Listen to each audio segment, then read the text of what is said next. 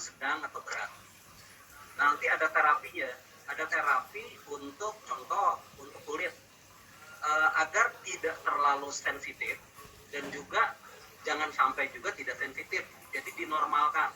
Berarti ada sikap sensorik untuk menjadikan anak-anak autis ini fungsi kulitnya itu kembali normal. Itu harus terus rutin. Kemudian ada pijatan-pijatan juga yang untuk anak-anak autis untuk membantu dari luar. Yang kedua, tadi ada diet. Berarti untuk mempercepat, kadang seperti ini. Bukan semata-mata karena nggak mampu, kadang ketidaksiapan orang tua memiliki anak seperti itu. Makanya syarat daripada sekolah autis adalah bukan cuma anaknya yang belajar, tapi orang tuanya pun harus siap. Karena nanti di rumah dia harus ikut terapi yang kita ajarkan dan diet yang kami sampaikan. Sehingga dia pun harus makanan-makanan yang khusus untuk dia. Nah, bagaimana tentang peranan kangen water? Sangat dan teramat membantu. Kenapa demikian? Karena rata-rata persoalan anak autis ada di ususnya. Ususnya dia tidak mampu mencerna seperti terigu, coklat, dan lain sebagainya. Sehingga muncul jamur kandida. Itu yang merangsang sel hiperaktifnya bekerja. Sehingga anak sering tantrum, sering ngamuk, gak jelas. Kenapa? Karena seperti itu. Nah, fungsi daripada kangen water membersihkan usus itu sehingga jamur-jamur kandidanya itu hilang. Nah, ini kan sangat membantu untuk percepatan. Otomatis memang tidak instan. Yang namanya anak autis ada perubahan sedikit aja sudah sangat membahagiakan buat kami. Setidaknya agar dia tidak tantrum, tidak ngamuk sembarangan, sehingga lebih terarah.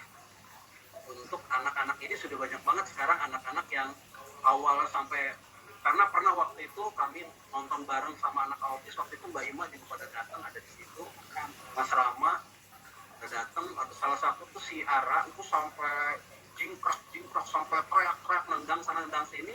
Sekarang contoh Ara tuh ya, sekarang dia sudah terarah, sudah bahkan bisa nyanyi. Wah, itu udah luar biasa ya. Kenapa? Karena memang sangat membantu.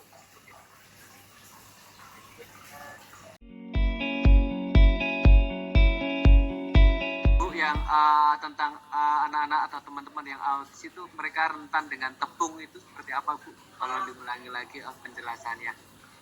Oh iya, baik Mas. Dari Pak Wayan ya. Jadi seperti ini, anak-anak berkebutuhan khusus itu memang tidak semua makanan yang kita makan itu mereka bisa makan. Contohnya mereka harus diet, pertama adalah tepung terigu.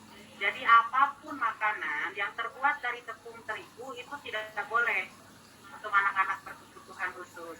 Yang kedua adalah susu sapi. Ya, susu sapi memang yang terbaik, tapi yang terbaik untuk anak sapi gitu tentunya ya. Kenapa nggak boleh untuk anak-anak berkebutuhan khusus? Karena susu sapi ini sama tidak bisa dicerna dan akhirnya memicu untuk mereka hiperaktif. Terus yang ketiga adalah coklat. Jadi semua makanan yang mengandung coklat itu tidak boleh juga. Jadi dietnya seperti itu. Dan diet-diet lainnya sebenarnya banyak lagi. Misalkan anaknya jadi ada perbedaan untuk autis, untuk Down syndrome, untuk cerebral palsy dan lain sebagainya. Itu ada beda-beda selain ada terapi tadi. Nah, kenapa tepung terigu tidak boleh? Ya, karena ketika masuk ke pencernaan anak-anak berkebutuhan khusus, itu tidak bisa dicerna tepung terigu itu. Makanya ketika tidak bisa dicerna mengakibatkan banyaknya jamur kandida tadi dan mengakibatkan hiperaktif. Itu seperti itu. Berarti yang berhubungan dengan tepung terigu, mau snack apapun, ketika ada mengandung terigu itu tidak boleh. Yang diperbolehkan apa? Ada tepung beras, ada sagu, itu boleh. Jadi makanan yang terbuat dari tepung sagu atau tepung beras itu diperbolehkan. Seperti itu yang kami ketahui gitu ya.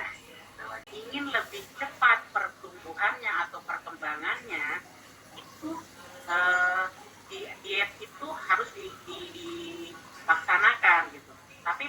ya udahlah saya mah terlanjur kembali lagi.